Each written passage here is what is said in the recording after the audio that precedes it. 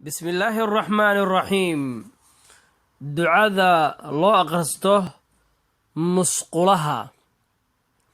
دينتا إسلامك لياب كيدي عجيب كذا وحا كمد وحي نوشيكتي مسقش مركان آذينو وحان اسكو حجابي لهن ونوشيكتي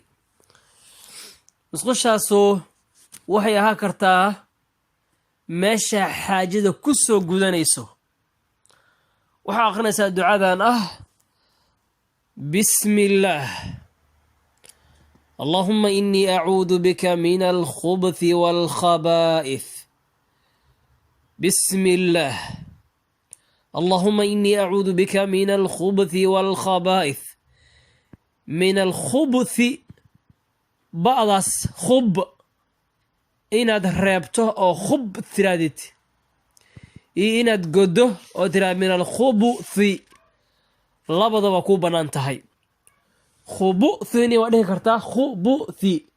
ama khubthi labadaba waa dhihi kartaa macnaheedu muxuu yahay bismillaah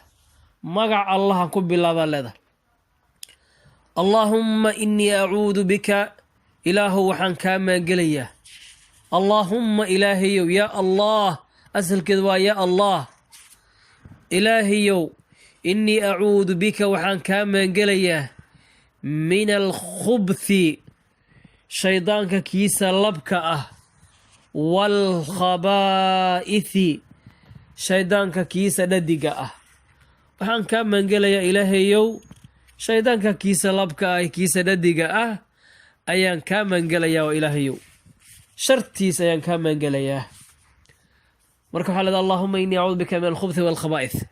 markaad ka soo baxaysana waxaa ku ducaysanaysaa ducadan kale oo ghufraanak ayaa leedahay ghufraanak allihii irsaaqada ku siiyey oo colooshaada geliyey oo ka soo saaray haddana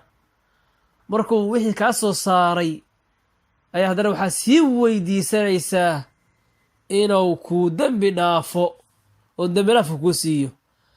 غفرانك أي أسألك وأطلب منك المغفرة waxaan ku weydiisanayaa oo aan ka dalbanayaa maghfira dembi dhaaf inaad dembi iga saamaxdo